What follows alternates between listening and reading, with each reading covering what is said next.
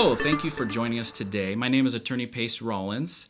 Don't forget also that you can subscribe to our channel by clicking below so that you can receive alerts to other new videos and new themes, immigration themes.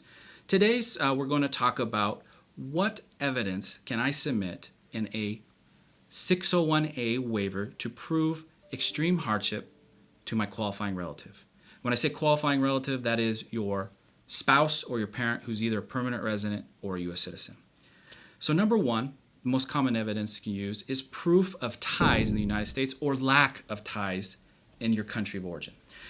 So things that can establish that is birth certificates of family members who are here in the United States, green cards, passports of the United States, work permissions, driver's license, maybe military IDs, and a lot of other evidence to show that they are legal and your family member here in the United States. And this can be even brothers and sisters, maybe even cousins, but the more immediate, close to the family member, the better. I also like to have those members of your family write letters, affidavits, where they can write about their relationship to you, how long they've known you, write some good stuff about you, be nice to them. Hopefully they write good stuff about you. And also they can write in there why you deserve, why does the applicant deserve this, and what is the hardship that would the wife or the parent suffer if they deny the waiver. Also for this you can submit family photos, stuff that shows you family events, marriages, that kind of things, and also any communication, text messages, enter the family members, messages through social media. Or like birthday cards, those kind of things. Number two, for evidence that you can submit for your waiver, is any financial or economic hardship to the qualifying member. You can submit a list of what are your monthly expenses.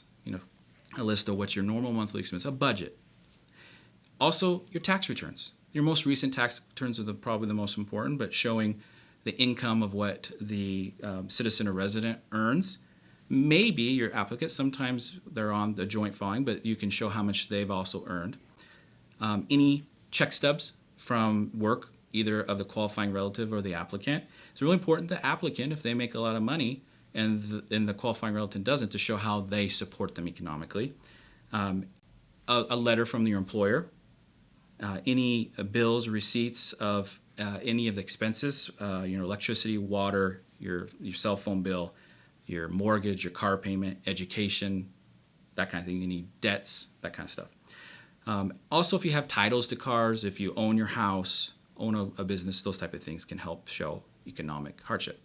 Number three, and this is very important, is any type of medical or emotional hardship to the qualifying relative. And we usually establish this, through psychological reports. If you've had them in the past, those are the best ones. But if you need one, we recommend to certain psychological counselors that are licensed. Any payments or bills for medical expenses that you've had in the past, operations, surgeries. Any prescriptions, if you have prescriptions for medication you're taking for diabetes, for example, or any type of condition, those are good to submit. Your medical history from the doctor, and I like to actually get your doctor, if you have your normal doctor who sees you, who knows you, to write a letter about how he's treating you, what your condition is. It's short and sweet, and officers like that instead of looking at big, huge stack of papers of medical. And then also, if you were ever a victim of a crime, if there's a police report of you or even the applicant, that can also show extreme emotional, or even medical hardship to the individual. And number four, evidence of dangerous conditions in your country of origin. And this can be established through news articles, statistics, scholarly articles that will touch on any criminal activity in that country, government data. We use this U.S. State Department. They have their travel warnings. That's very common. Everybody uses those. But there's other things that are like that.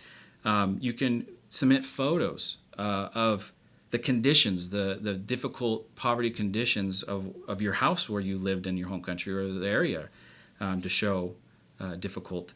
Any statistical reports on how there's a very difficult economy, suffering, maybe corruption, government corruption, those type of things. And then also if there's any natural disasters, hurricanes, earthquakes, droughts, natural disasters, and the more recent, those things can show the conditions in your home country. And when we take all this evidence in the aggregate, put together, you have a better chance of winning a waiver. In fact, I got a waiver right here in front of me. We want to have quantity, but more importantly, quality amount of documents to submit to USCIS to improve your chances of getting your waiver approved. So if you have a need for having a waiver or having, at least a little bit of an idea, feel free to give me a call for consultation. And don't forget to subscribe to my channel to receive new alerts. And also, if you're a Spanish speaker, si habla español, this video will also be, it'll be a link for it in Spanish too. So thank you for being with us today, and we'll talk to you soon.